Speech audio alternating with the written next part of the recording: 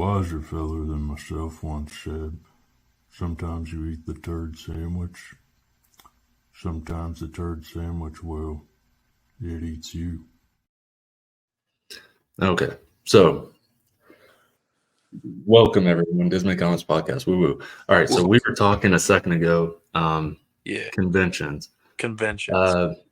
Yeah. So big thing you had just mentioned, and it's what's been going in my head, talking about like cost of conventions and stuff. I like doing conventions. Conventions are great. Conventions are fun. They're fun.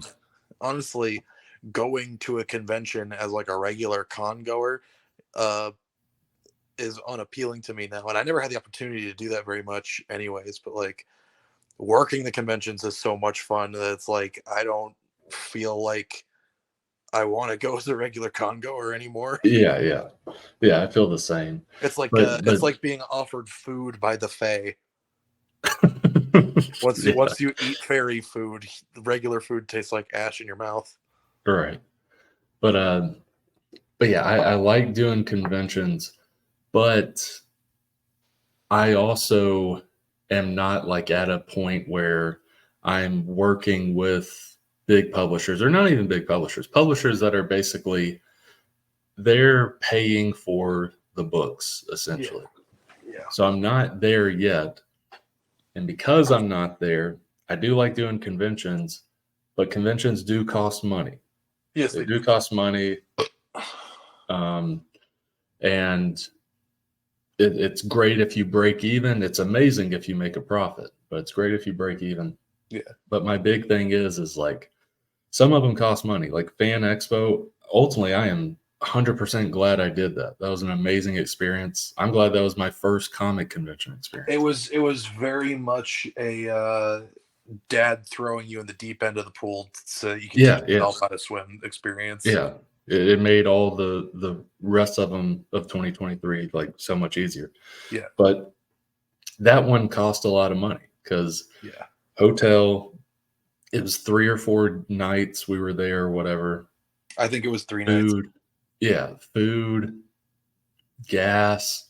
I mean, it stacks up and stacks up. Like I think I counted how much I basically spent, because it was just so I know. Like it's not like, oh, I spent this, my weekend is ruined. Like no. Like not at all. It's basically a vacation. I should mention that is doing conventions are almost like a weird vacation, even though I'm quote unquote working. But it's not, it doesn't really entirely feel like work. Yeah. Anyway, it costs, I'm trying to remember, like maybe $1,000 in total or close to that, if you include table costs and all that stuff.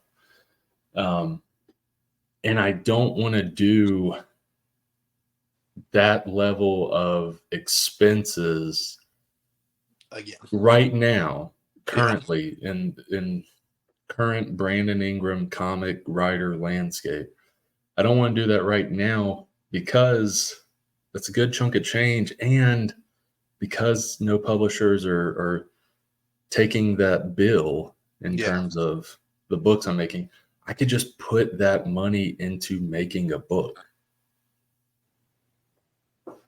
Like that's my big thing, is like ultimately I want to create. That was basically an entire like published comics worth of money spent just to go to a convention to sell the ones you already had. Yeah. Like, but I completely loved it. But it's one of those things that now that I've experienced it, I don't have to do it again. Like right now, it was almost like my 21st birthday.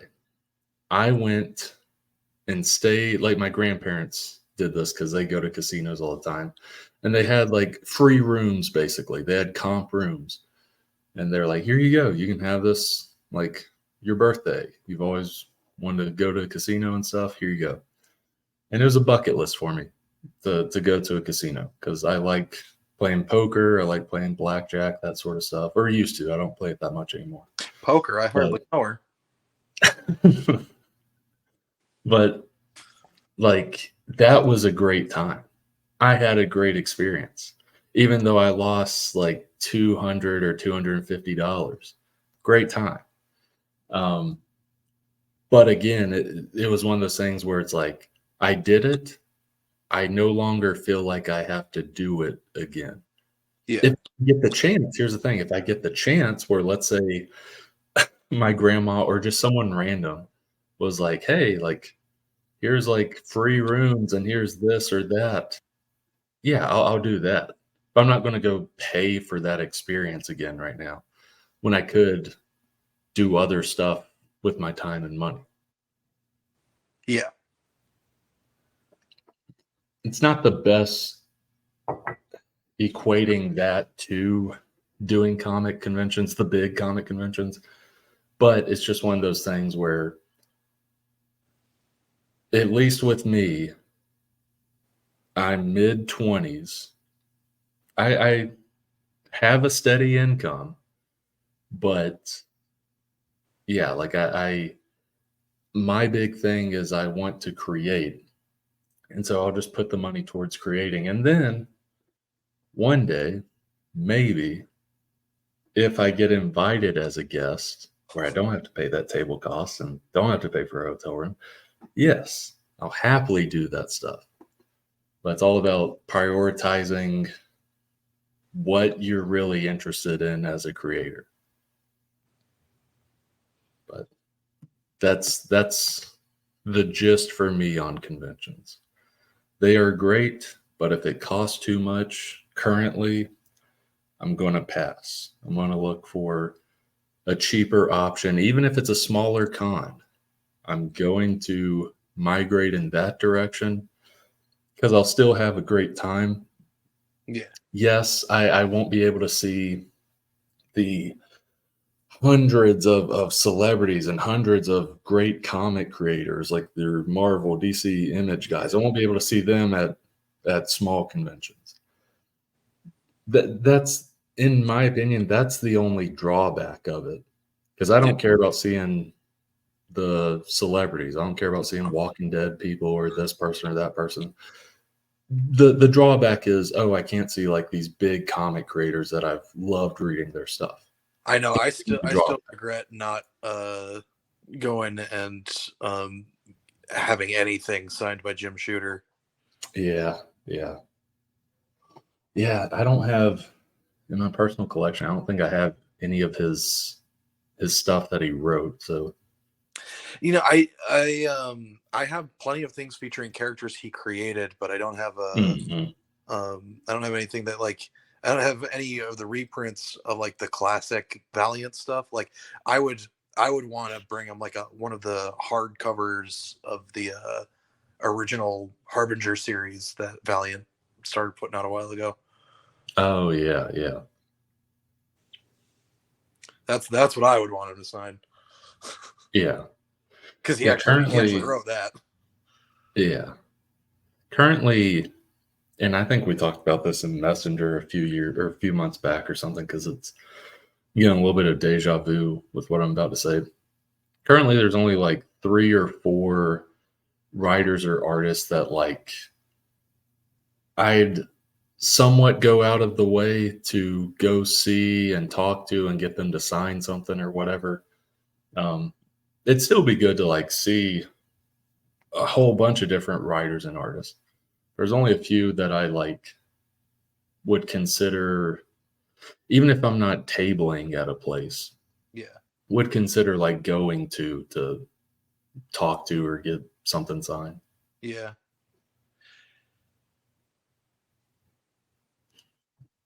Yeah, because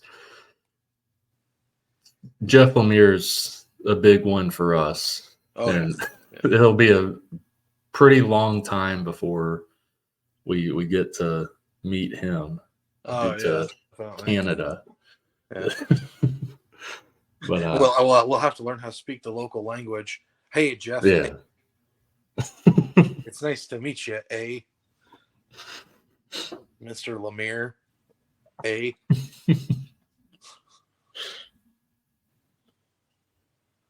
Yeah. I loved your comic book about the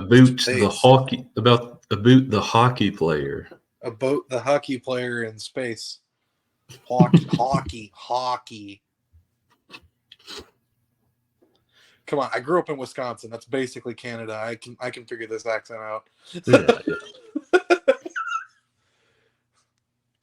Yeah, but there's others. But yeah. Oh yeah, I I would love to meet like Scotty Young, Donnie Cates, Joe Madureira, others. Yeah, I'm trying to think. Like Tom King is up there for me. Dustin Nguyen, just because love his art, but also I have a decent bit of his original art. It's already signed, so it's not like I need him to sign it or anything. But I don't know. Have him sign it again. Double sign. Yeah. Should double the value. Yeah. He does sign on top of Batman's cowl in the page or whatever. Sign your name across Robin's eyes. But I mean, one I would love to, I don't know entirely talk to. There's nothing I can really say, but I'd love to just be like, oh, I know what the person looks like, but I can just, I don't know. You're in the person's presence of something you like. The person I'm talking about is Jason Fabok or Fabok. I love his art. I have nothing to talk to about the guy or with the guy. Yeah. But I'd at least like to stand there and just ooh and ah at his booth, because I'm sure he has some original art for sale at his booth and different stuff. So I think Greg Land was at Fan Expo, right? That's the thing. Did he ever actually his show sign? up? I remember seeing his table there. I was going to say his table and his sign was there. I don't remember him ever showing up. I don't remember seeing him there at all. I would love to go up to Greg Land and just ask him, can I see your hard drive? I want to know specifically what reference material, and that's with audible air quotes, you use for your comic books, and how are you still getting work? Yeah. Because you can tell he's a good artist. Yeah. I mean, even with the whole tracing thing, but still he's at least got some natural talent. It's just come on, dude. Yeah. Yeah. I mean, don't come on too much. We all know that, but come on in a different way, dude. Why does that have to? Yeah. Why does that have to be your tracing reference? It's I'm sorry, but there are just some shots of let's say, for example, the Invisible Woman in the Ultimate Comics, where you look at that and you're like, okay, I don't know what specifically this is from, but it does not that's a very specific sort of expression on her face. It's this can only really be from one thing, from one kind of thing. No, it's her in pain from being hit by the bad guy. Oh yeah, definitely. Yeah, And and the thing is, I would read X-Men comics. Two of my favorite X-Men comics are Messiah Complex and Second Coming, and I can't remember which one of those ones he did art for at least 4 issues in, because he was the main artist for one of the running titles that made up the crossover. Who knows? He might have done art in both of those events, because they were published 1 or 2 years apart. I don't remember exactly how far apart they were, but yeah, reading those, it's I always remember looking at this artist, because I wasn't really paying attention to artists' names at the time. But I looked at them and I was like, man, this particular artist, he only ever draws women with one face, doesn't he? All the women have the same face. Now I understand why. Yeah. For anybody who is unfamiliar with this topic, look up Greg Land comic book artist, or Greg Land tracing, and just learn things about this man. Yeah.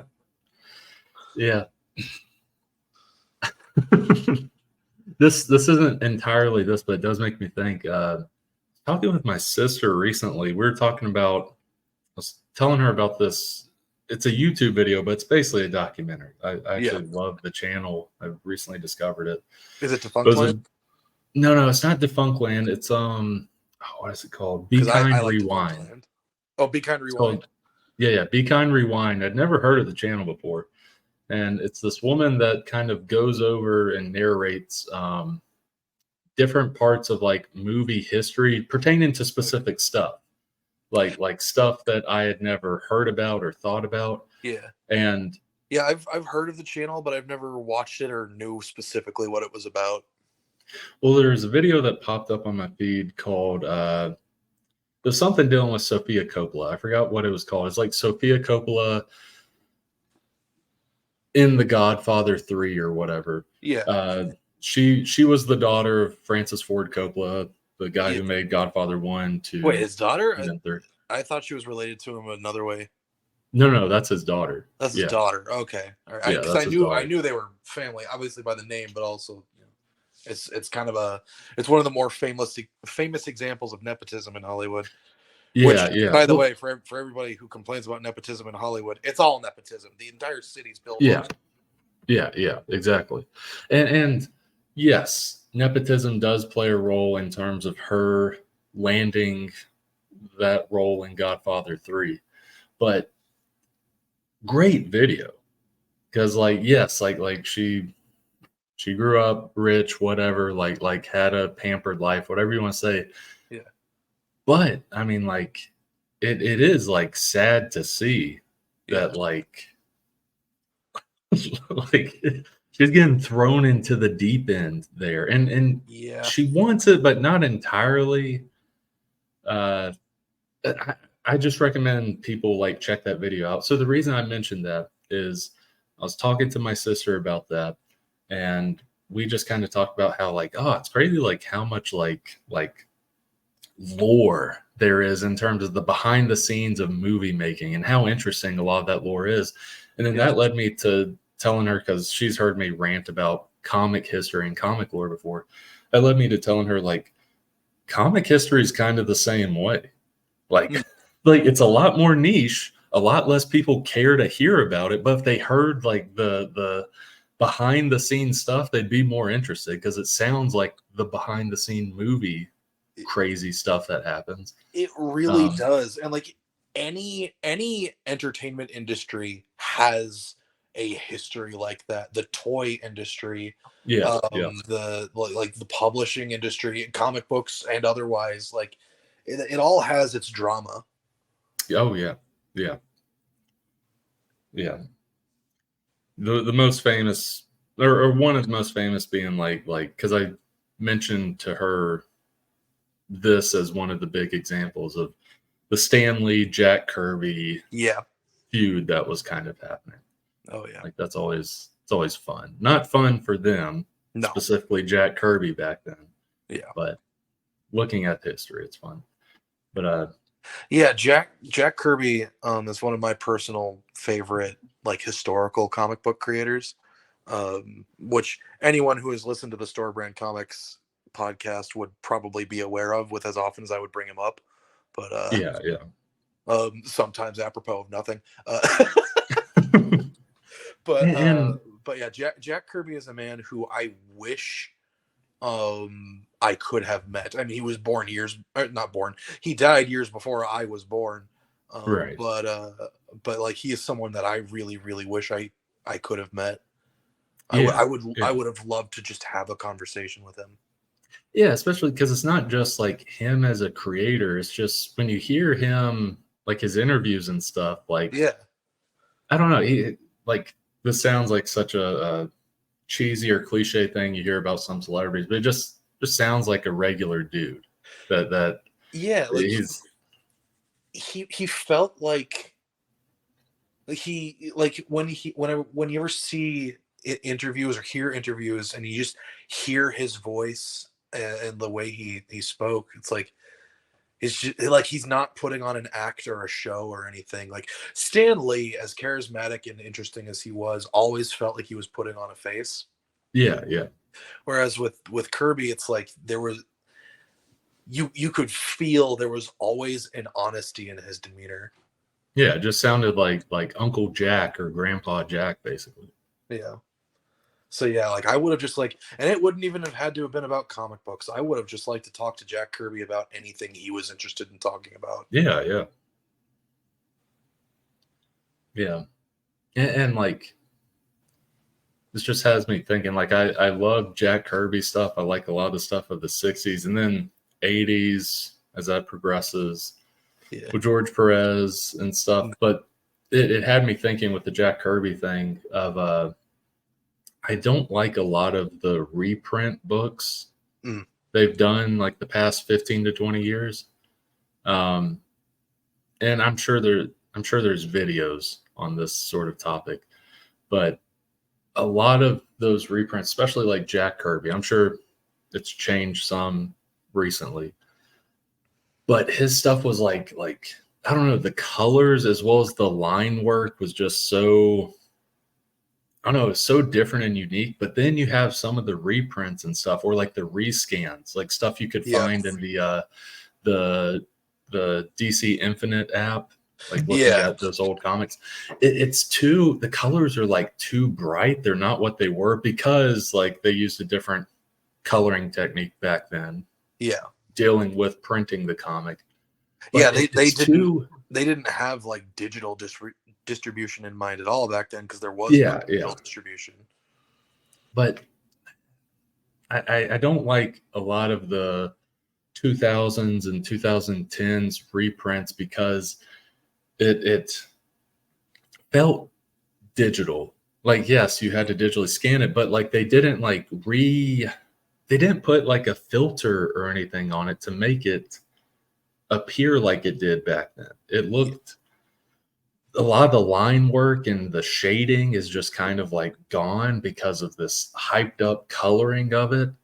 Yeah. Would you say, okay, so when you say hyped up coloring, do you mean like, is it oversaturated or desaturated? Like, does it look washed out or like amped up? It's amped up. It's too bright compared to what it once was. Okay. Yeah. And that completely affects the line work and everything. Yeah. Especially with shadows and stuff like that.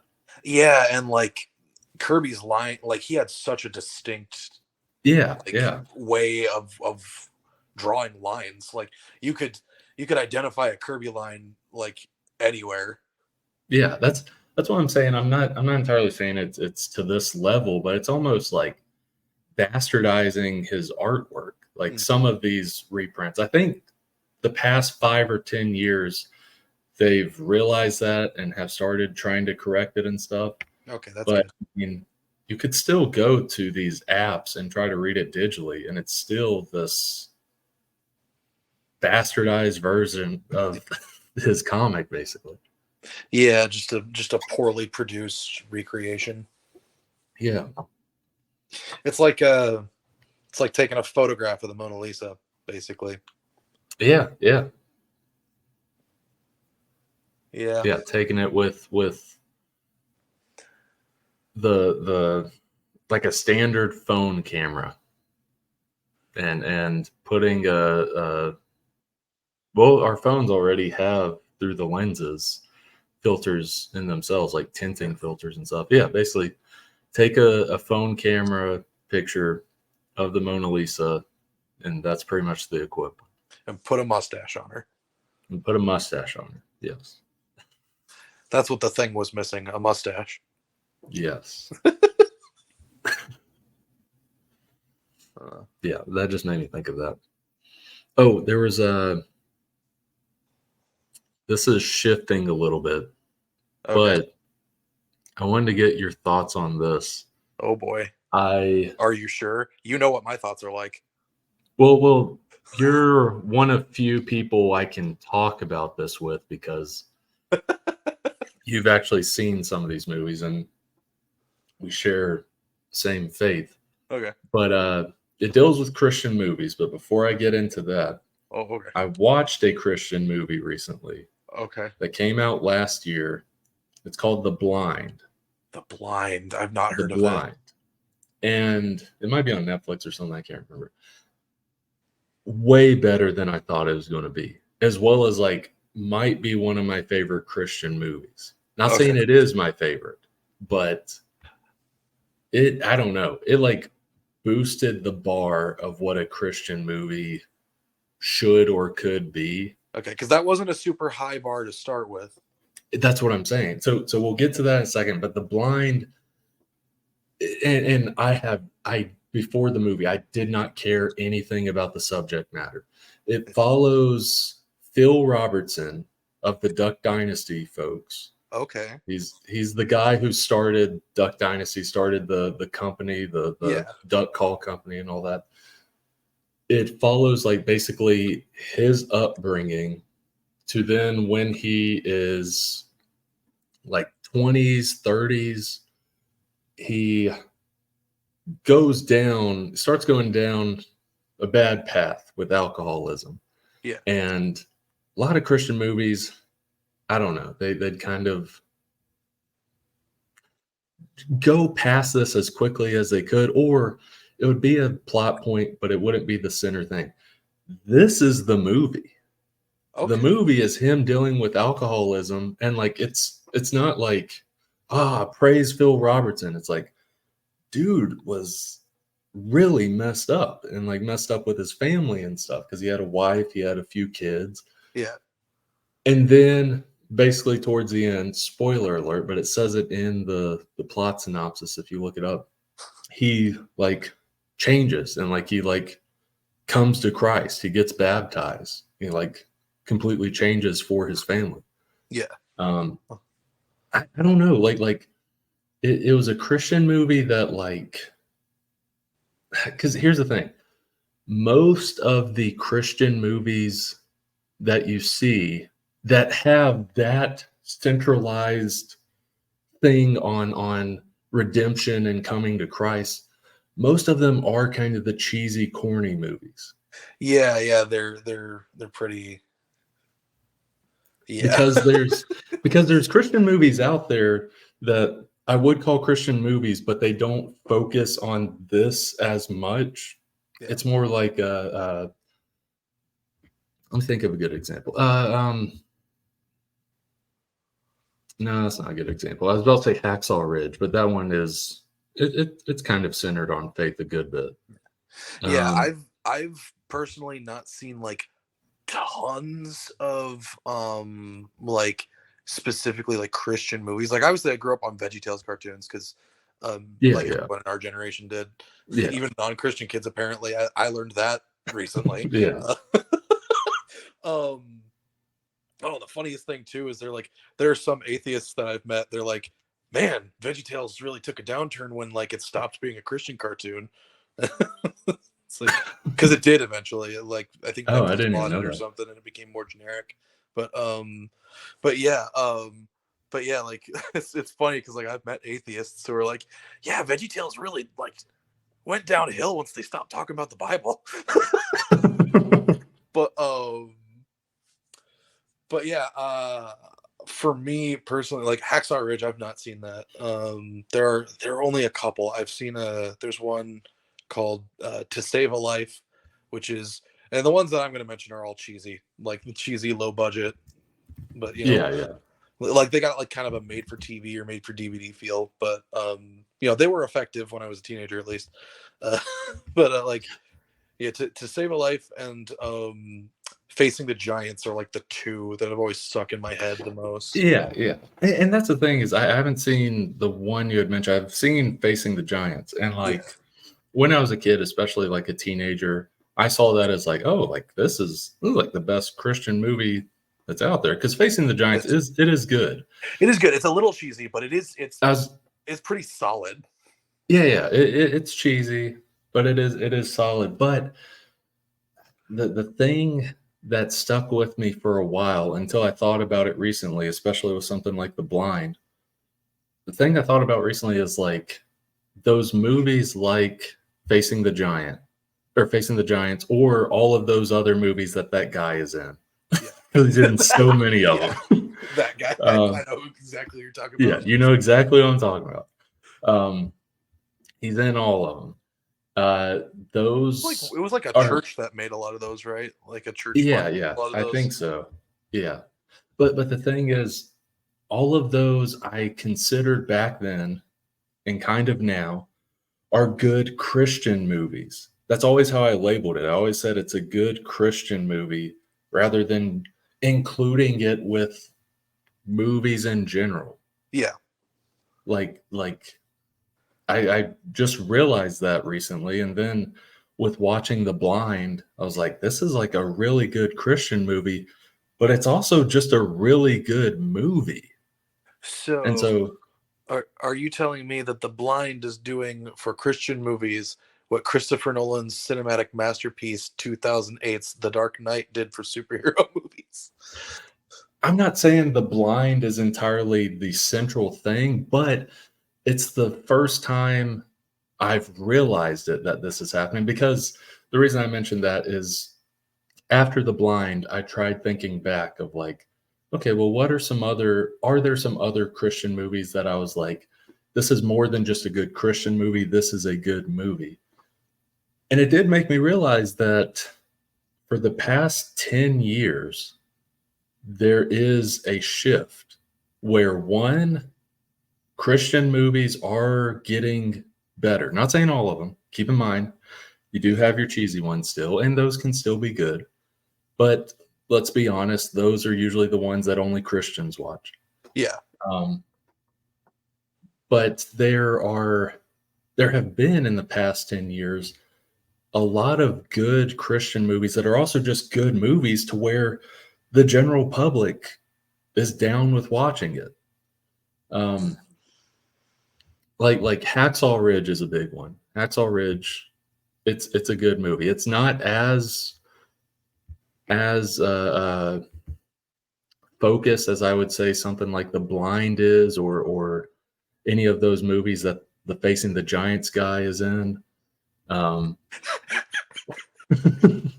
But faith is a central thing in that plot, especially with the army guy in that.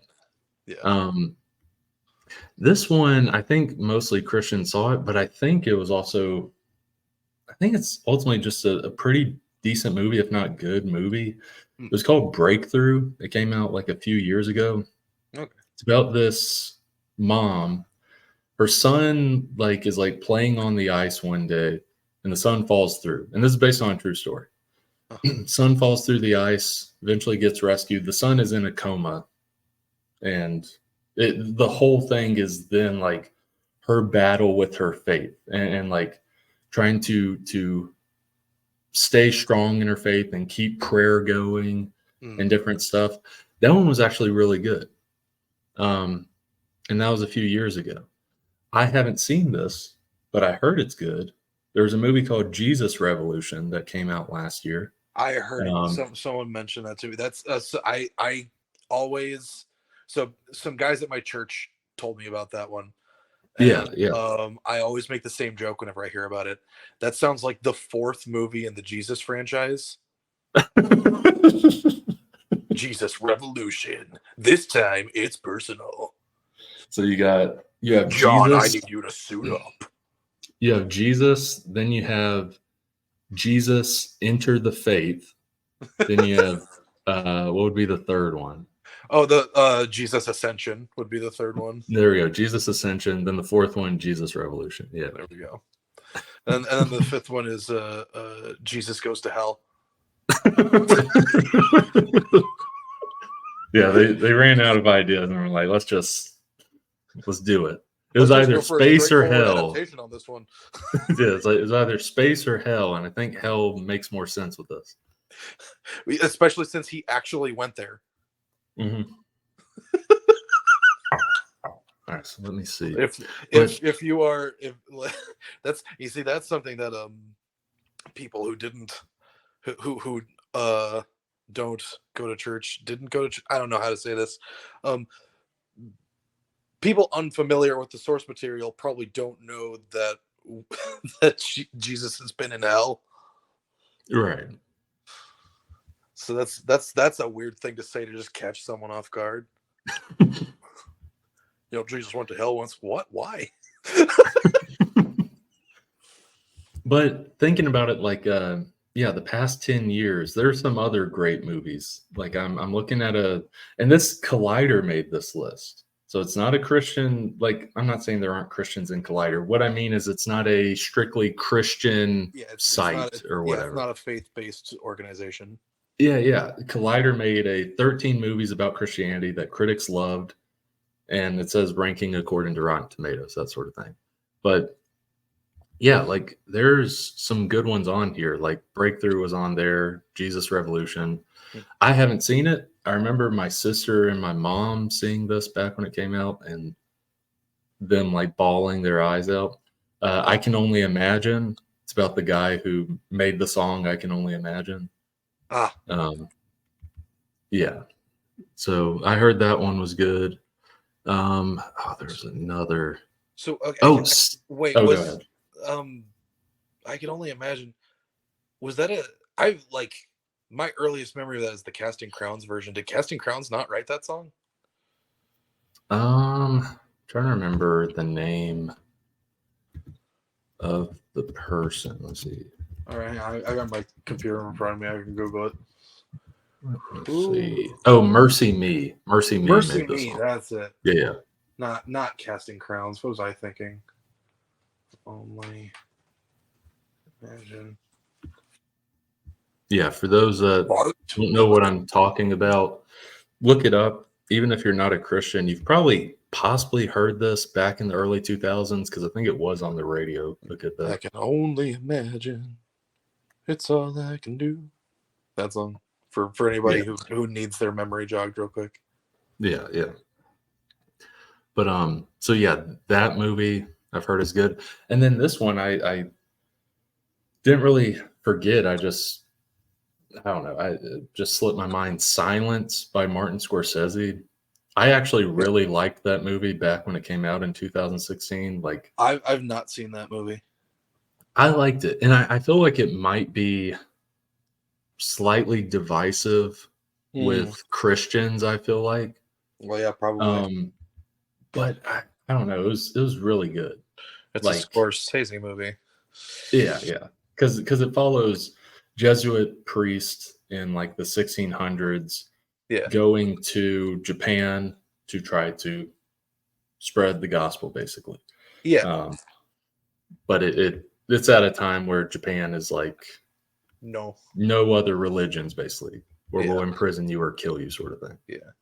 And we'll do the same there was a Japanese guy who tried spreading Christianity and they killed him. Mm-hmm.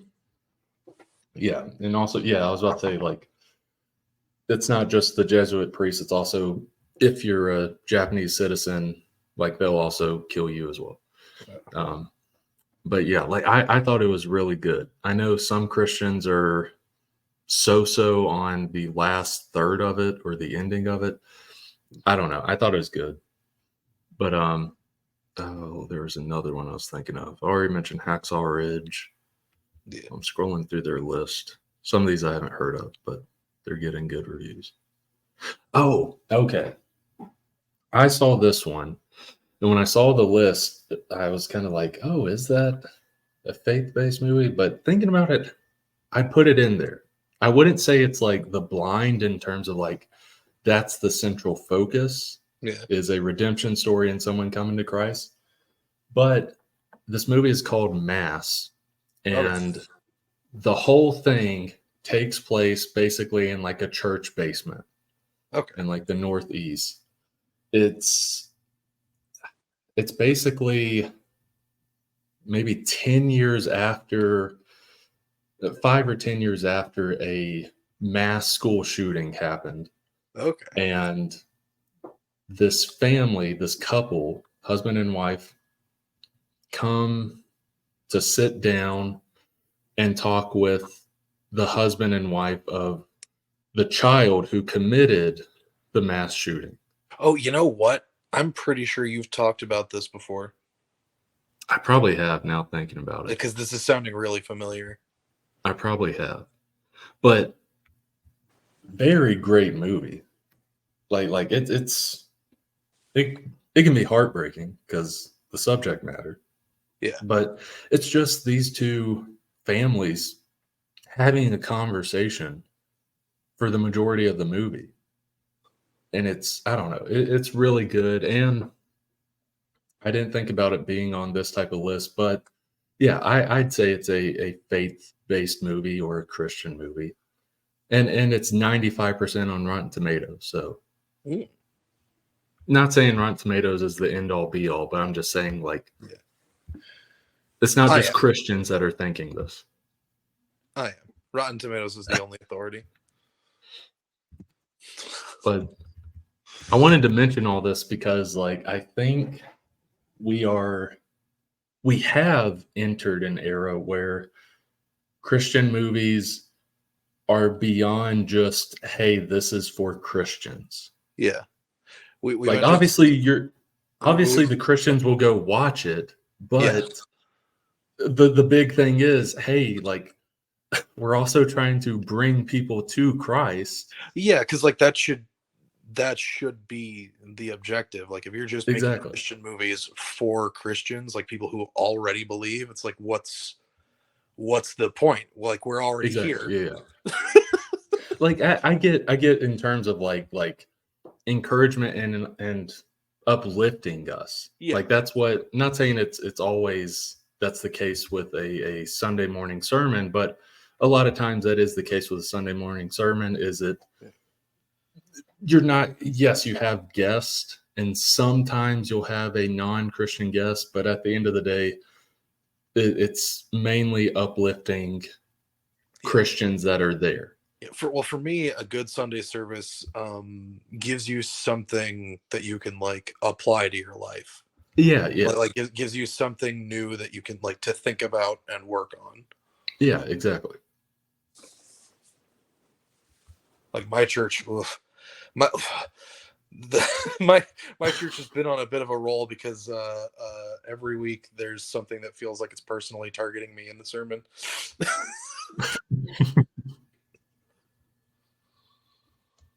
So, but you see, that's the thing, though. That's how you know that they're doing good, because you're supposed to.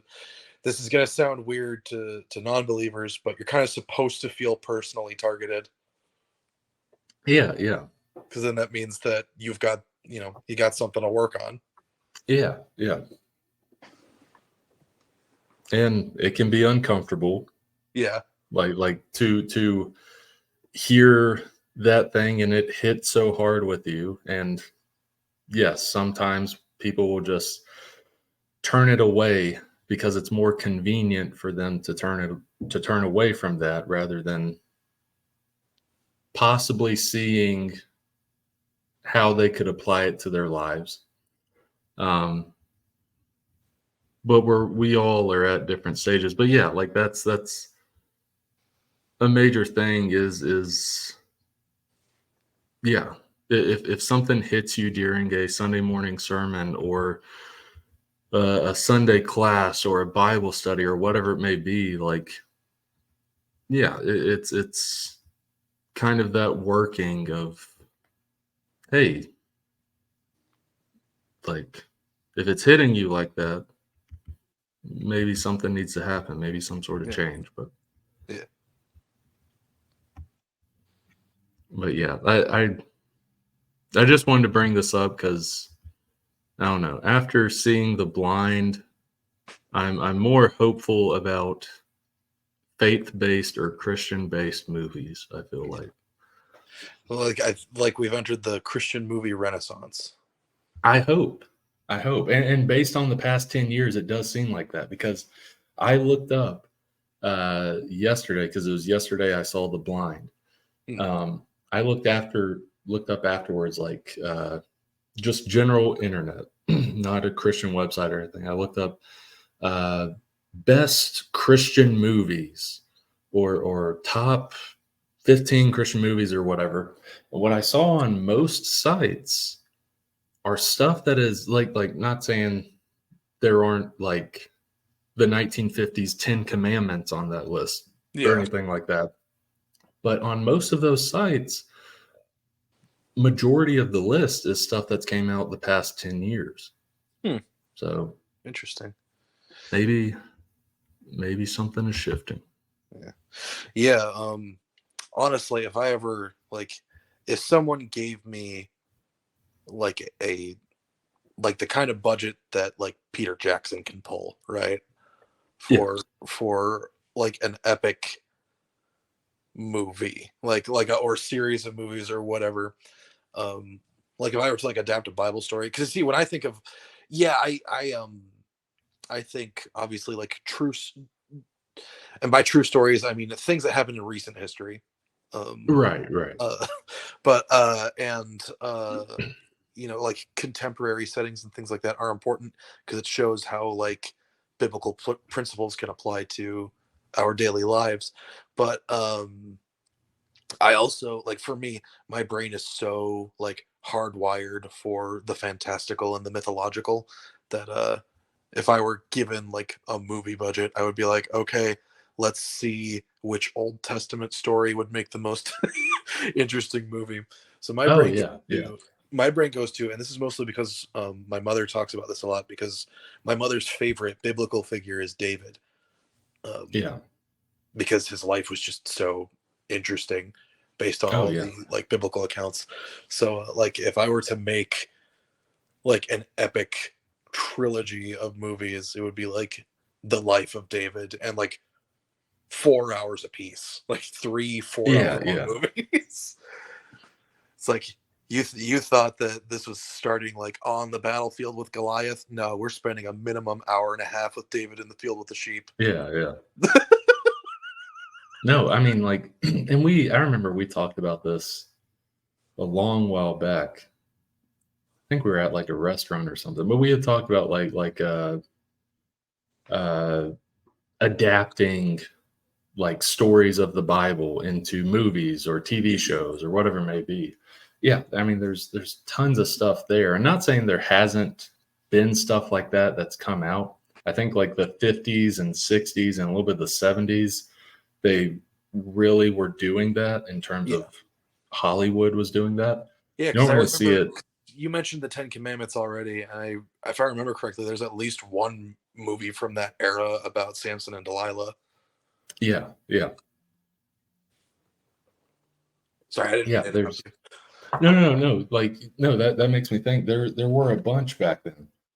You haven't really seen that much the past 30 or 40 years No, outside of Noah.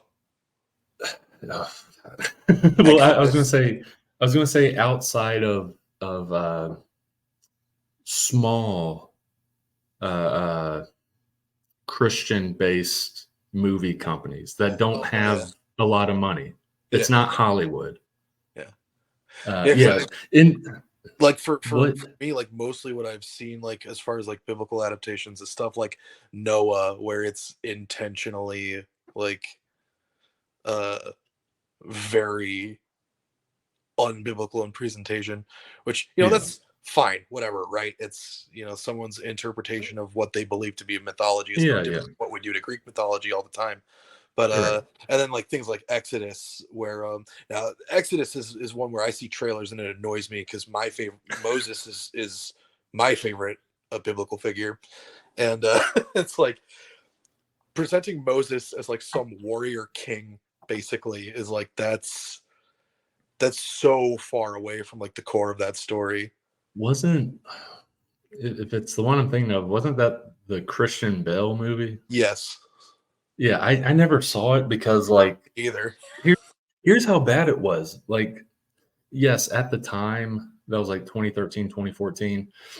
I was a Christian, but I didn't read the Bible as much. Of course, I knew like the book of Exodus as well as the story of Moses and stuff, but like at that time, I never equated that with like, oh, this is a story about Moses, or oh, this is about like Israelites and leaving Egypt. Like I never equated it to that when I was back then, because I Yeah. thought I saw it, I was just like, oh, this looks like some like old time Transformers bullcrap. What is this? Because I remember in the trailers or something, there's like, I don't know, there's some weird stuff. It's called, okay, so the full title, I just Googled it. The full title is Exodus, Gods and Kings. Yeah. With let's see, I'm gonna go to the Wikipedia article real quick. It was directed by Ridley Scott. Okay, so Exodus: Gods and Kings is a 2014 biblical epic film directed and produced by Ridley Scott and written by Adam Cooper, Bill Collage, Jeffrey Kane, and Steven Zalian. The film stars Christian Bale, Joel Edgerton, John Turturro, Aaron Paul, Ben Mendelsohn, Sigourney Weaver, and Ben Kingsley. It is inspired by the biblical episode of the Exodus of the Hebrews from Egypt led by Moses and related in the book of Exodus. Development on the film was first announced by Scott in June 2012, filming Spain, 20th Century Fox. It was considered a financial disappointment, earning $268 million worldwide on a budget of $140 to $200 million. So, like, that means that at most they made $68 million. Dang. Which for a movie of that scale is a disappointment. So, let's see. Okay, I'm scrolling through like the posters and images and stuff. I feel like I am somehow blending two movies together. Maybe.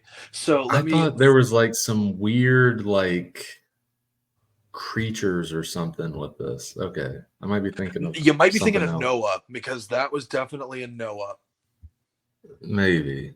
Like the angels were like colossi. Maybe that's what it is. I have no idea. Okay, so yeah, looking at the cast list here, Christian Bale is Moses, Joel Edgerton as Ramesses II, John Turturro as Seti the First, Aaron Paul as Joshua. I guess that makes sense. Would Joshua have been born by then? During Moses' life? Well, I mean, obviously during Moses' life, but like during the Exodus, I guess, yeah, Joshua would have been born before they were wandering, wouldn't he? I don't know. So. I've never known how old Joshua was when he took over. Yeah, well, I'm trying to remember because they were in the desert for 40 years. Yeah, but there was one point where all the men and women under was like 20 or something.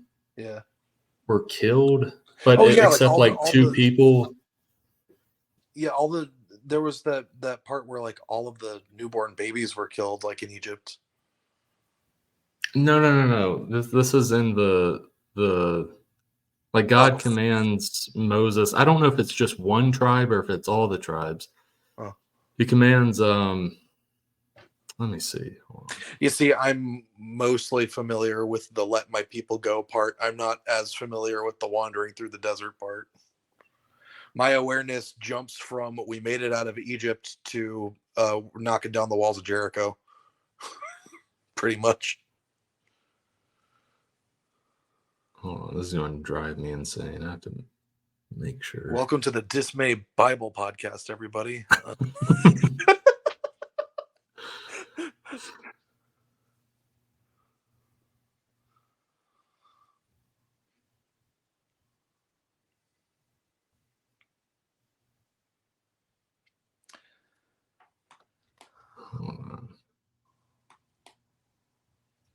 Okay, I'll have to look it up another time. Yeah. But there's some part where God, I don't know if he commanded Moses or if God had done it, but and I don't even remember if it's all the tribes. It could have just been one tribe. But pretty sure like those under 20 or under like 22 or something were killed, except for like 2 or 3 people. And I can't remember if one of those 2 or 3 people was Joshua. I don't remember. I'll have to look it up later, but it's been a couple years since I've done a lot of deep dives into Exodus, but it's just slipping my mind right now. Yeah. I'm looking at the Wikipedia article for the movie here. It says the casting of the film, particularly the role of Moses being played by Christian Bale, saw some backlash from critics. Gee, I wonder why. Is it perhaps because Christian Bale is neither Jewish nor Middle Eastern?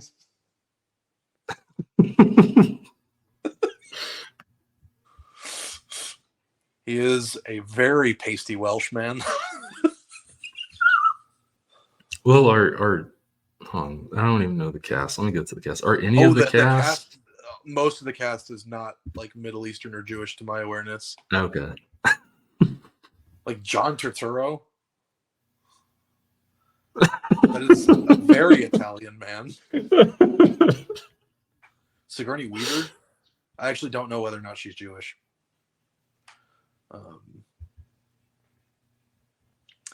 Here. You see, Ben Kingsley is always one of those actors where I've never been quite sure because he's like very Middle Eastern passing. Yeah, I mean, he played Gandhi. I mean, yeah, but like I don't know if he's actually of Middle Eastern descent. Yeah, no, I get that. But yeah, he's born to an English mother and an Indian Gujarati father. Oh, yeah. With roots in Jamnagar. I hope I'm pronouncing those right. If I'm not, I apologize. Yeah, okay. So yeah, he is actually he's half Indian. Which I know is different from Middle Eastern, everybody. Okay. Eventually, I'm not making it a priority, but eventually I might see this movie because for some reason I had a different version of this movie in my head that maybe was a dream, or maybe I am combining like 3 or 4 movies into one. So maybe I'll check it out eventually. It's not a priority because I heard it was okay. Like I'd rather revisit Risen. That came out in 2016. I never finished it, but I remember it being kind of good. It's right after Jesus is crucified. Yeah.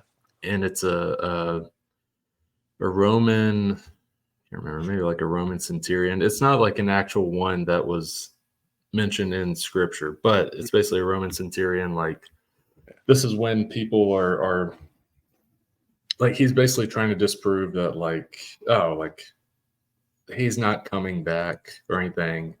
So and then when he comes back, it's the sequel to Passion of the Christ. I mean, yeah, you could watch them back to back, I guess. Yeah, it could work that way.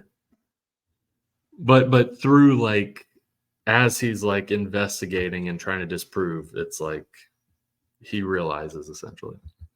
I haven't finished the movie. I started watching it a few years ago and it was good. But what I'm trying to say is Exodus, Gods and Kings, I'll watch it eventually, but it's not on a priority for my Christian movie list to watch. Yeah, this is very Christian movie. I'm reading the plot synopsis right here, and good God, does this sound not great? let me read the opening paragraph for you real quick. All right, so in 1300 BC, Moses, a general, I'm going to let that sink in for a second. All right. And accepted member of the Egyptian royal family, prepares to attack an encamped Hittite army with Prince Ramesses at Kadesh. A high priestess divines a prophecy from animal intestines, which she relates to Ramesses' father, Seti I. He tells the 2 men of the prophecy, in which one, either Moses or Ramesses, will save the other and become a leader. During the battle, Moses saves Ramesses' life, leaving both men troubled. Later, Moses volunteers to go to the city of Pithom, I'm not sure how to pronounce it, in place of his cousin to meet with the viceroy Hegep, who oversees the Hebrew slaves. Upon his arrival, he encounters the slave Joshua being lashed and is appalled by the conditions of the slaves. Moses meets with the slave elders to see if the slaves are planning on sedition, as claimed by the viceroy. After said meetings, Moses receives a message via Joshua that Nun is looking for him. Moses finds Nun in the prayer house, where Nun informs him of his true lineage. He is the child of Hebrew parents who was sent by his sister Miriam to be raised by Pharaoh's daughter, who was born during the extermination of the Jewish heirs. Moses is stunned at the revelation and leaves angrily, during which he is attacked by 2 guards, whom he quickly kills. However, 2 Hebrews overhear Nun's story and report it to the viceroy. So, okay, that like you can see bits and pieces in there, but it is very towards the end, that last paragraph or two you read, you can see bits and pieces, but it is distorting it a lot. heavily. Well, those 2 paragraphs, and then everything before that is essentially like we don't have this in scripture, so we'll just say like this is what's happening right before this. Yeah. So we don't see what happens from when he's a baby to when he's 40 years old. Yeah. So we're going to fill in a little bit of the gap, and it will lead up to him killing these Egyptians. Yeah, which biblically, I'm pretty sure the reason Moses. Firstly, I'm pretty sure Moses only killed 1 Egyptian. Yeah, it was just 1. Yeah. Secondly, Moses was not the victim in that situation. No. Moses was very much the aggressor, because he was witnessing a Jewish slave being beaten, and he murdered the slave driver. Yeah. Which is why he ran away into the wilderness. Yeah. And like every version of the story that I've seen in film, I've not seen the 10 Commandments, by the way, so I don't know how that one handles it. But like in the Prince of Egypt, it's presented as an accident. He was just trying to protect the slave, and then he accidentally knocked the slave driver off a ledge. And then in this, it's 2 soldiers attacking him specifically. But biblically, it's that Moses genuinely was incensed by witnessing a slave being beaten and killed the guy beating him.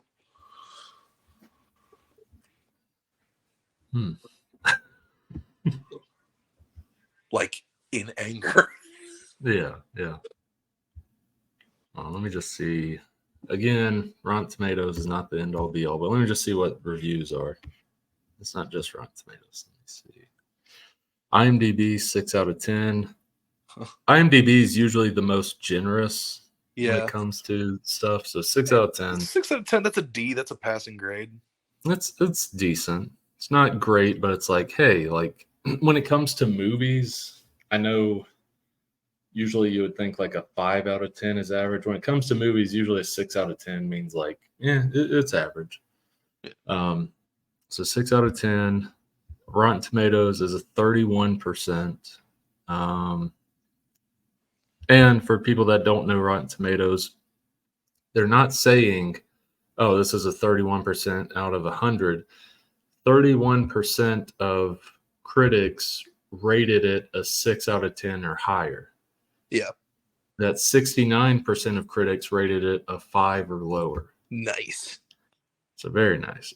And then, another thing gave it 2 out of 5. So, yeah. But that was in the past. I think Christian movies are on the uprise, and maybe eventually we will get our big epic David trilogy, or our A24 why am I blanking on his name right now? What was Joseph, right? Joseph's the one who was sold into slavery by his brothers. Yeah, because they were jealous because he was Dad's favorite. Our A24 Joseph, maybe a movie. It could work as a limited series, though. It could. The thing about Joseph, though, is if you're gonna do Joseph, you gotta do Moses too. Yeah. Well, no. What I'm saying is like. And then if you're gonna do smaller Moses, budget, you gotta do Joshua. That's a trilogy right there. Joseph for the first one, Moses for the second one, Joshua for the third. I don't think if you did a Moses movie, I think it'd need to be at least 4 hours long. Yeah, If it was they've just done one that. movie. Wasn't the 10 Commandments like 4 hours long? I think so, yeah. Back when they would make movies that long. Yeah, back when there was Like no Lawrence standard of- and they didn't care how long the movie was. Like Lawrence of Arabia is like 4 hours long. And Yeah. a lot of people love that movie. I still haven't seen it. I want to eventually. That's a time commitment. Yeah, no, it's like, I'm not bashing 4-hour movies though. here's what you got to do. Set a timer for however long you think you have to watch. Timer goes off. Turn the movie off. Take a break. Come back tomorrow. Treat it like a TV show. I don't know. I don't like doing that with movies. I'll do that You're a with. weenie. I like to treat it how. That sound like freaking letterbox people. I like to treat a movie how like the creator intended it to be. Intended like you're sitting there in the theater or whatever, and you saw the whole thing through. You're a formalist. Yes. I'm doing a literary theory class right now for my current term, so I've been learning a lot about different approaches to literary analysis. Formalism, also known as Russian formalism, demands that you look at. Oh, but you see, hang on, no, you can't be a formalist because you just said you want to watch movies how the creator intended. A formalist wouldn't care. Formalists don't care about creator intention. They look at what's presented before them and they think all the meaning I need to find is here in the text. And the way it's structured and like the form it takes, hence the name formalism. It started in Russia. It's also known as Russian formalism. Okay. But yeah, and then like in fact, they even have a word for trying to take the creator's intent into account. It's called intentional fallacy.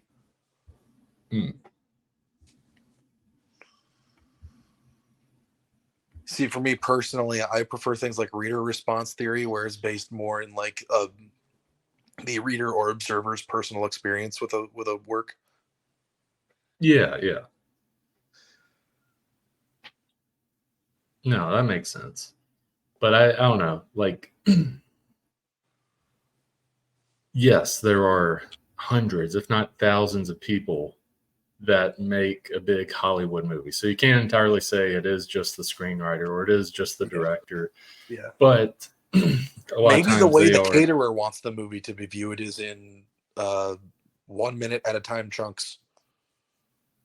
Maybe. Because the caterer was involved. Maybe, yeah. The caterer says, watch it 1 minute at a time. Watch 1 minute, go get you a snack, go get you a finger food, come back, watch another minute. Why don't you go get you another finger food? Yeah. Then go back, watch another minute. Then go back and get another finger food, maybe. Don't just get the plate of hors d'oeuvres and finger foods, one at a time per sitting. Here's what you do. Before you start the movie, set out a plate, put however many finger foods you think you're going to need over the course of this movie. And keep in mind, there are hundreds of minutes in this movie. But just, set them down. Every minute, pause the movie, get up, come get one finger food from the plate. Go sit down, start the movie, eat your finger food for your next minute. Repeat. That's how I intended this movie. Me as again, the caterer. make sure you have enough for hundreds of minutes of movie, because this is like a 200-minute movie. Yes, and then if you're not the only one watching it, well, you better double the amount of that crazy amount of finger foods you got. Yeah, if it's two of you, if it's more, then if you're doing this as like a viewing party, you got If you're going to be doing this as a viewing party, you might as well just call me up. Just call me, the caterer, up. Hire me to do your catering, and watch it that way. If anybody tries to come and get their finger food before the minute is up, I've got my slapping hands ready. I will smack them so hard on the back of their hand, like an old lady at Thanksgiving when you're trying to sneak a little bit of the green bean casserole ahead of saying grace. If you try to get any of that casserole before we have prayed over our meal, I will slap your hand. That's how quick and vicious I am. Like your grandmother. I'm the caterer. Puts on a mask, stands on a rooftop, the caterer.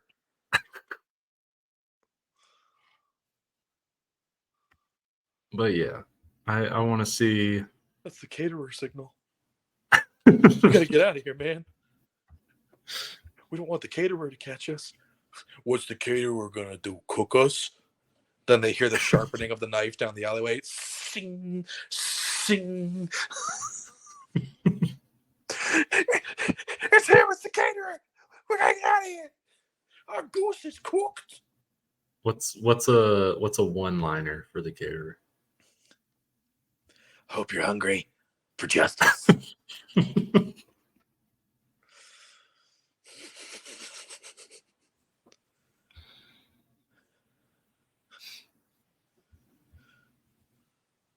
But yeah, let's get our epic and non-epic biblical stories into movies, and let's also get the caterer movie. Yeah. Yes, the caterer needs a movie now. Yeah. Since we're work a comic book adaptation into there. The caterer is going to have like a 4-issue like prequel miniseries that nobody's going to read before the movie comes out. Yeah.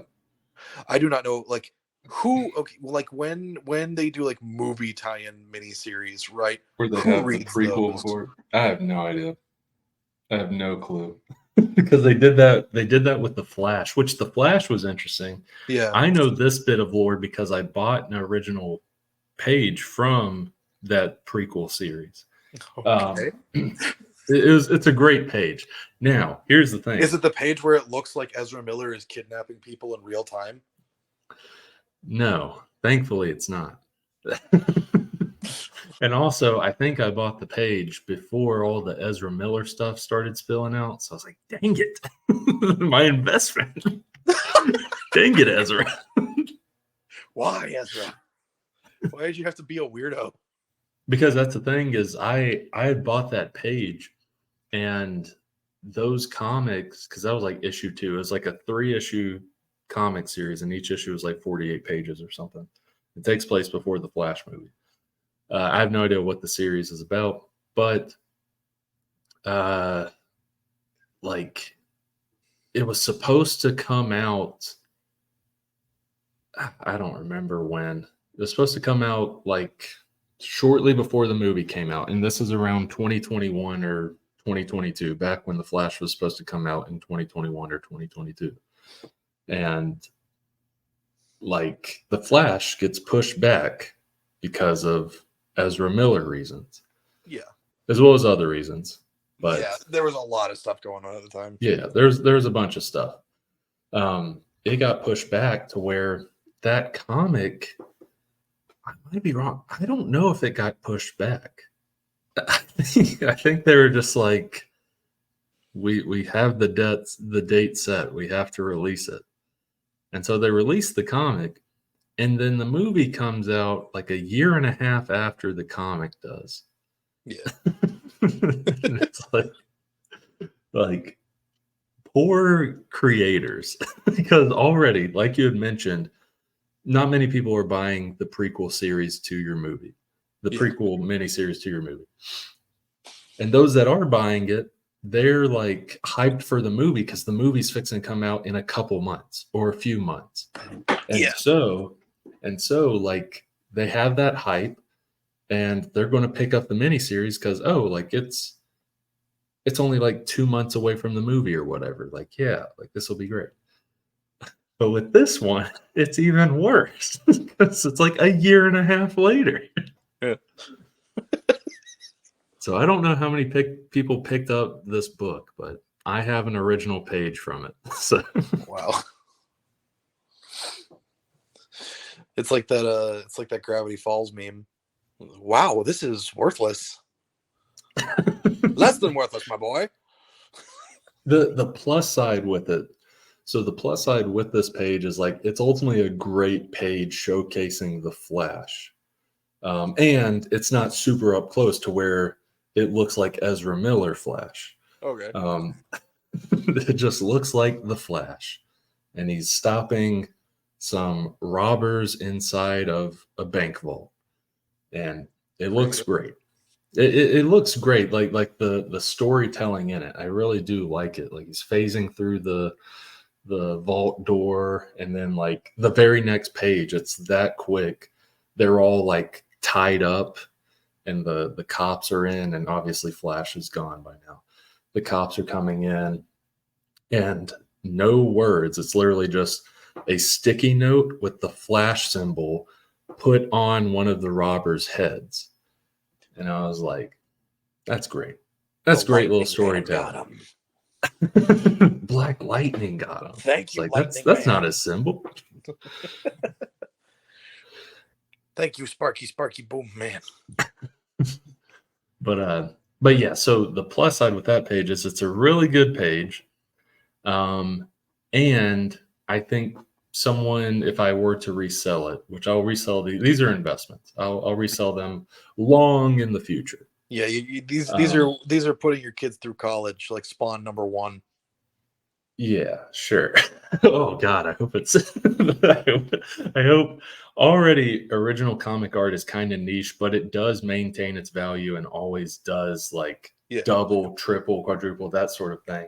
Yeah, that would completely suck. It's not like a first issue that like literally everybody bought as an investment, and so like it's not scarce. Well, that's my thing. Is like value. Like original comic art, collecting original comic art is a lot more niche than collecting comics. And comics, that's already niche, collecting comics. But I was about to say, I prefer collecting original comic art because one, I love art. Yeah. But also it's a 1-for-1. Yeah, it's not like the because there's only one original. Yeah, exactly. It's like taking a photograph of the Mona Lisa. Yeah. But it's not like these books that like, I mean, recently, I don't know if you've heard this. They did a new Ultimate Spider-Man. Yeah, I've heard about it. Yeah. So Ultimate Spider-Man #1, the main cover, which is odd. Usually like rare variant covers. Yeah. Usually where it's like a 1 out of 100 copies type variant or whatever. Usually it's the variants that get the special treatment. Right. But this cover A is like, it's going crazy on the secondary market. Really? It makes, I mean, like, I get it. Yes. Like it's a new Spider-Man series as well as an Ultimate Spider-Man series. And it's an issue 1, but people are pretty much universally in agreement that it's doing better than any mainland. Like it is better in terms of quality than any mainline Spider-Man title right now. Yeah. But what's wild is like, I don't think it's one of those cases where they sold like, because it's Marvel and it's Spider-Man. It's not like they printed 10,000 or less copies and were like, oh, that's all we had. No, they probably printed at least 100,000 copies of this thing. Yeah. This cover. But it's going here. I'll pull it up. It's going for like $50+ now on eBay. Really? Yeah. That's wild. Yeah. But $50 for a comic book that just came out. Yeah, it just came out like maybe a month ago or 2, which usually speculative market is usually crazy the first month the book is out. It usually dies down some, but not much. So you're going to see this price for at least a year. It might like go down a few dollars or whatever. But, and the thing is, if they use any bit of original character, original story idea from this in a future movie, just it's going to be worth way more. Oh yeah. even though there's like 100,000 copies of the thing. But oh well. Yeah. Huh. But yeah, I'm sticking to original comic art, and I'm not saying that in a proud way, because that's also I'm it's not like I would say I am ultimately spending less than I would be back when I bought floppies. Yeah. But original comic art isn't cheap. No. I don't buy like $1,000 pieces or anything like that. No. You can find really good comic art for like $100 to $250. You can find some really good stuff. You just got to dig. But I don't know. I see that as a better investment than buying a floppy. That's just me. Yeah. You're not going and buying like all the really big expensive ones and starting up a gallery and tracking down Bruce Willis after a train crash and going to him in your wheelchair and being like, "You're a superhero, Bruce Willis." Yeah. They call me Mr. Glass and all that. Yeah, but I'm a parody version, and it's actually Mr. Porcelain. Well, yes, my bones are brittle, and they break like glass. But the worst is my tailbones, and so they call me Mr. Ass. There's already a wrestler that people call Mr. Ass. Yeah. Sorry, Mr. like, Glass Ass doesn't sound better either. Damn. Yeah. Every morning I break my arms, and every night I break my legs. My skin's made of paper, and my bones are made of glass. The only way to help me is if you buy all these backs. But speaking of Samuel L. Jackson, so I finally ended my almost year-long Marvel break. I started catching up on some Marvel Disney Plus stuff. Because as of time of recording, the Marvels isn't up on Disney Plus for another 2 days. Oh, okay. At least I think the 7th is when it's coming out. We're recording on the 5th, everybody. Of January. Uh-huh. Yeah, it's January 5th, everyone. Okay. Anyway, so all there is Disney Plus stuff. So yeah. I watched all the way through What If season 2. It was pretty good. I liked it. Hold on, what was the show again? What If season 2. Oh, okay. Yeah. Eventually I'll have to watch it. It was pretty good. Yeah, I mean, I did like What If season 1. Yeah, I think they stepped it up with season 2. Okay, that's good. Like the stories themselves feel better formatted to the show. Like in season 1, it felt like some premises had to be rushed. Yeah. Whereas with this one, it's like it felt like they got an appropriate amount of time for each thing. Because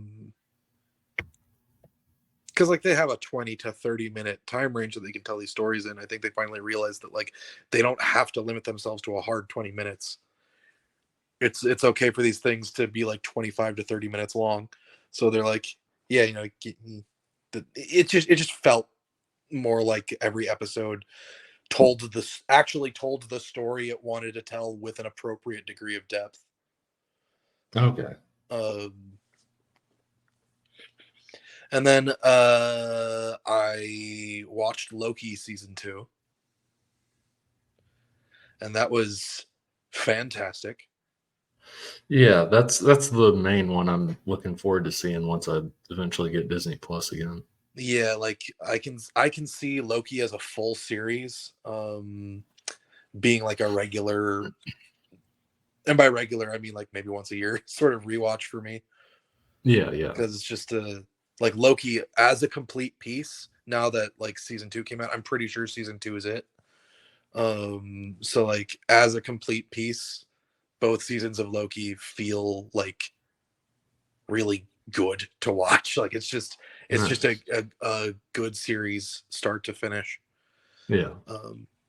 Secret Invasion. I've not technically finished it. I would have finished it last night if Disney Plus hadn't crashed on me. So I almost watched all the way through Secret Invasion in one day, but but no, I still have like half of the last episode to go. Generally speaking, now I've heard things about Secret Invasion. I know a lot of spoilers ahead of time. Yeah. So like I am anticipating it falling apart right at the final battle, basically. But so far, 5.5 episodes in, I don't see many reasons to complain. Okay. I mean, other than the fact that like it pulls on the idea that like there's this element of the universe that has existed for like 30 years that's just now starting to like rear its head. So it's like, yeah, there's that, but also like whatever, like you got to do something. Yeah. With these stories, like not everything can be like someone's like, if this was there the whole time, how come we didn't know about it? Just shut up. Like this is how superhero stuff works.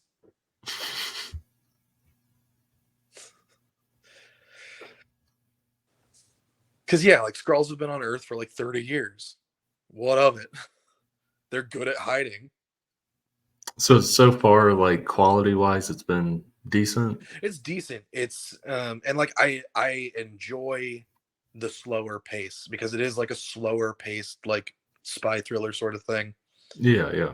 Like it is very focused on the politics of its story.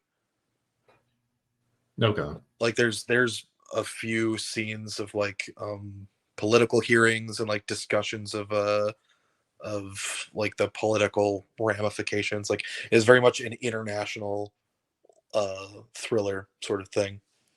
I gotcha.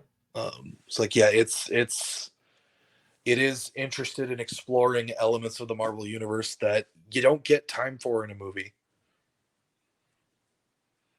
But yeah, like I said, I'm anticipating the final battle kind of making it fall apart a little bit. But like, if everything about the series leading up to that is as solid as it is, I don't really see a reason to complain. Yeah. Or you don't see that like I've heard that like the final battle is between two characters who have literally every superpower, and to me that's like that just sounds a little stupid on its face. Right. Like limit it to 4 apiece. Right. Other than that, like I don't really see a reason to complain. And again, I'm saying that based on a final battle I haven't seen yet. Right. So yeah. The final battle could be so bad that when Teo comes back after he's seen it, he might just be like, burn Marvel Studios to the ground. Like everyone was. Yeah, like everyone was as soon as the first 2 episodes of WandaVision dropped and weren't exactly what everyone was expecting. Oh, yeah. Like as soon as the first 2 episodes of WandaVision came out, people either loved it because it was something genuinely different, or they were like, well, the MCU is officially dead. Like that's how fast people were to just declare the MCU dead. Yeah. That's why I don't take any of those people seriously. Because like they did not give the post Endgame MCU a chance. And sure, not everything since Endgame has been a banger, but not everything before Endgame 1 was either. We talked about this. Yeah. So anyway, I've not seen Echo yet. Heard pretty much exclusively good things about it, at least from like reasonable people. Yeah. As soon as people start whipping around words like woke and MCU, I'm like, okay, you're not trustworthy. Yeah. Because I heard that the whole time before watching She-Hulk, just all of the She-Hulk criticisms and stuff. And then the biggest thing I would see everywhere with She-Hulk was the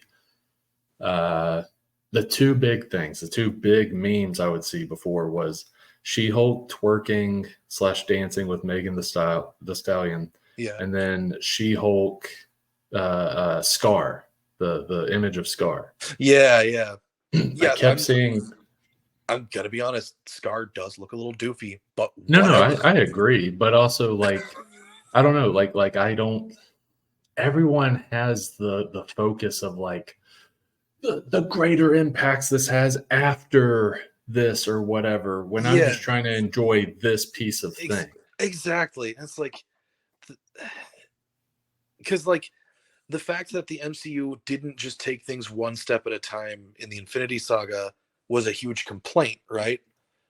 And now Yeah. that every piece is trying a little harder to stand as its own thing, the complaint is that it isn't doing enough to contribute to the larger saga. Well, which is it, people? Like, which one do you Yeah, want? yeah. Like, I was okay to watch She-Hulk as its own mostly standalone thing.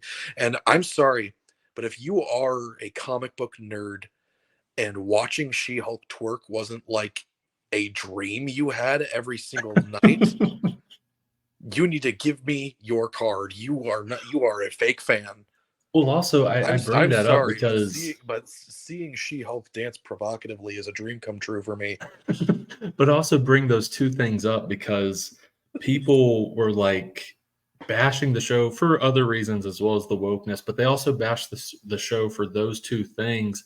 And Yeah, the way it was described, it seems like this stuff was like critical product. things within the episode, or it lasted long, but Yeah. it didn't. The Scar thing was like 10 seconds, maybe. If that, it She-Hulk might have been twerking 5 with seconds. yeah. She-Hulk twerking with Megan the Stallion. You could basically call that an after credit scene. Yeah, you can skip that. It's perfectly skippable. Yeah, like because it was at the end of the episode. It was pretty much an after credit scene. Like, Yeah, I think the so, credits started and then they cut to that scene like yeah. after they hit like the midway point of the credits. So like whenever I watched the show, which I never like believed everyone and all their bashing of She-Hulk and stuff, Yeah. but it did have a thing in my head of like, oh, like a lot of people don't like this. So I'll have to see. Then I watch it. And like of that year, it was one of my favorite Marvel things of that year. Like I Yeah. liked She-Hulk, Yeah. but Well, and the thing is, the people get on how like unlikable Jennifer is as a character, right? Because she has some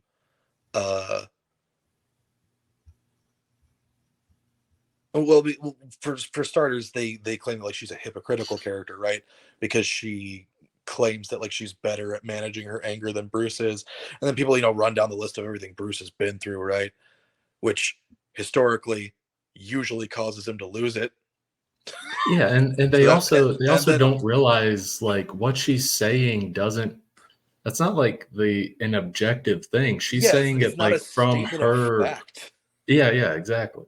It's okay for characters to like express thoughts that aren't facts. The characters are supposed to be people, and like a huge part of her arc is her realizing that maybe she doesn't have it as under control as she thought she did.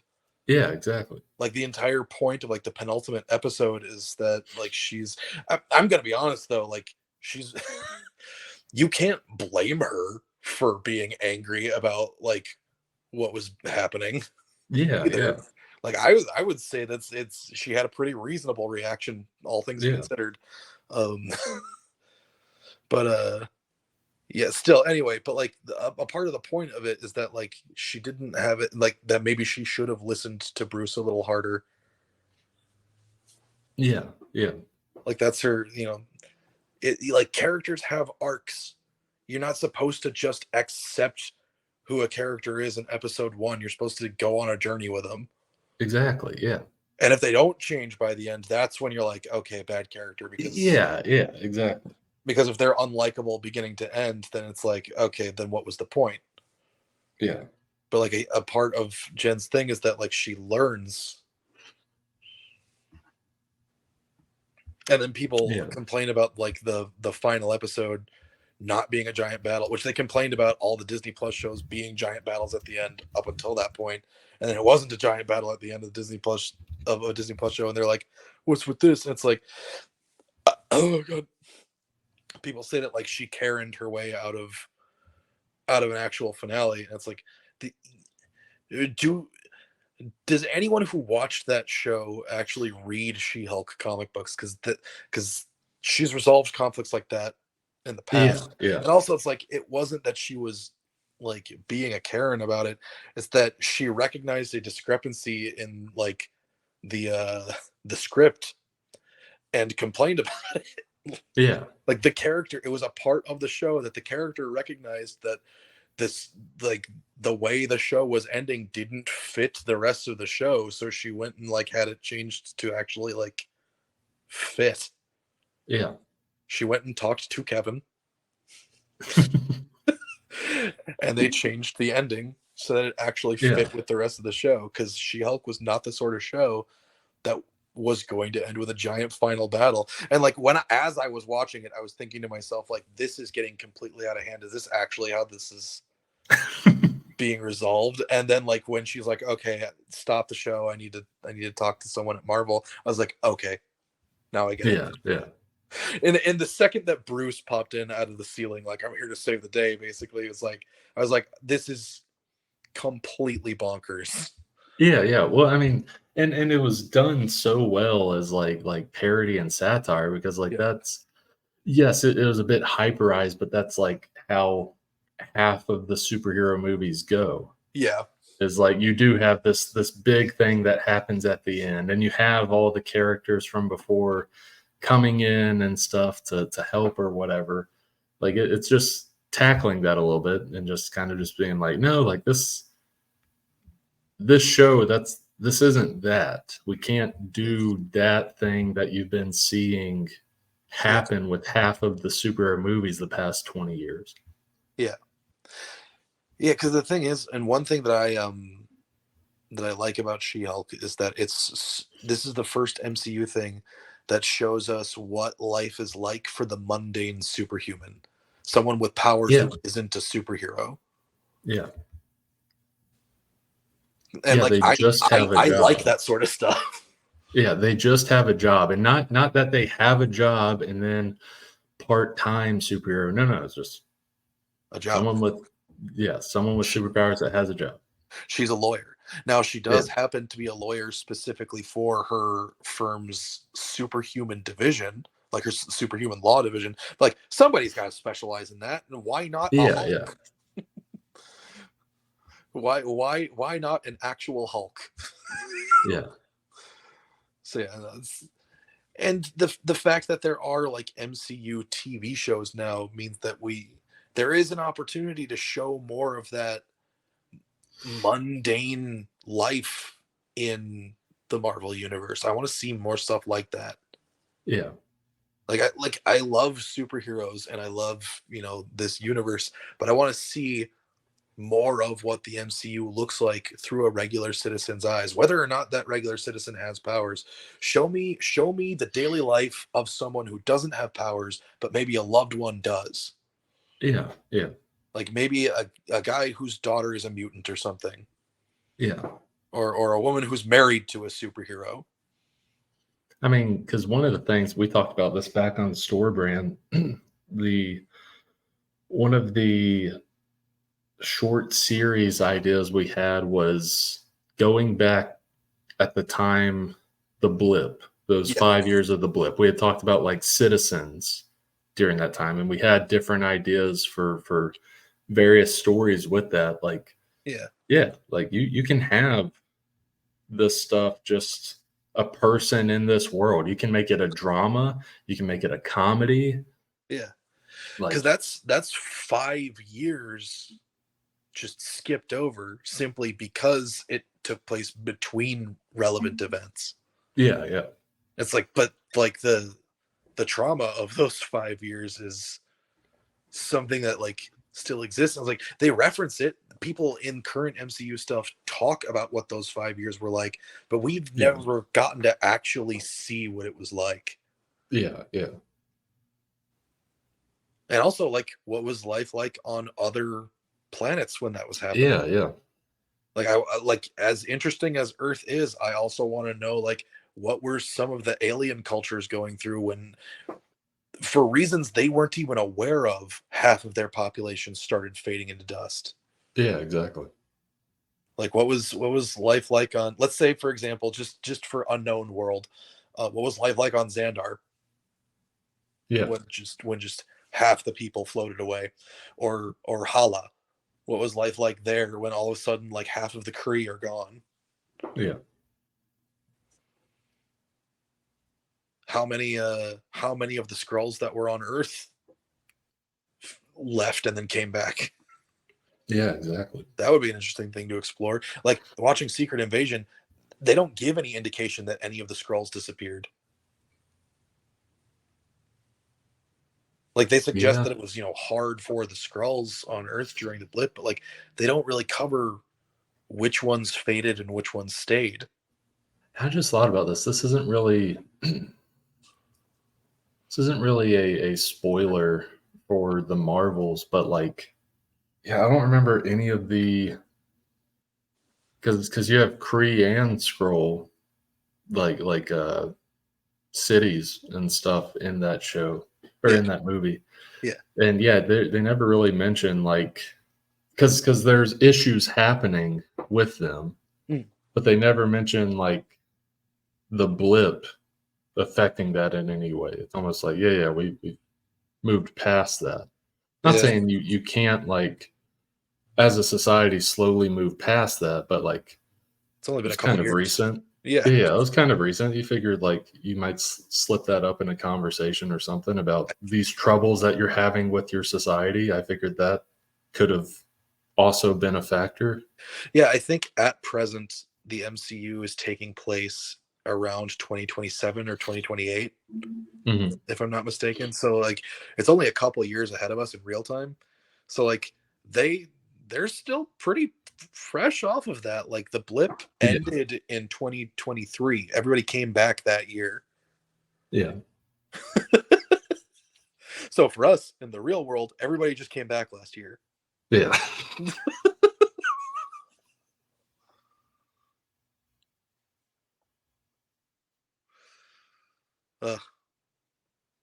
All right, Brandon. Don't worry about that. I was gonna say we did not get around to one of the planned segments we had today. Yes, let me use the bathroom real quick. Okay, and we can get into some stuff. Okay. Alrighty. All right, we're back. Brandon went and made bears. Yes. Nice time in the bathroom. Yeah. All right. Sorry, listeners. I gotta go real quick. Brandon will finish up outroing alone. My only plug is if you see me in the wild and manage to tackle me to the ground, which is extremely difficult to do, by the way, you have permission to cover me head to toe in peanut butter. All right.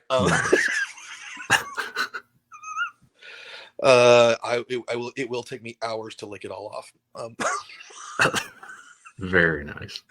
So anyway, I have been Teo, and I've been Brandon. And now we're not, and Brandon will finish up his plugs. Yes. All right. Bye-bye. I love you. Bye. All right. So wrapping up the episode, kind of quick updates. Still working on some comic stuff.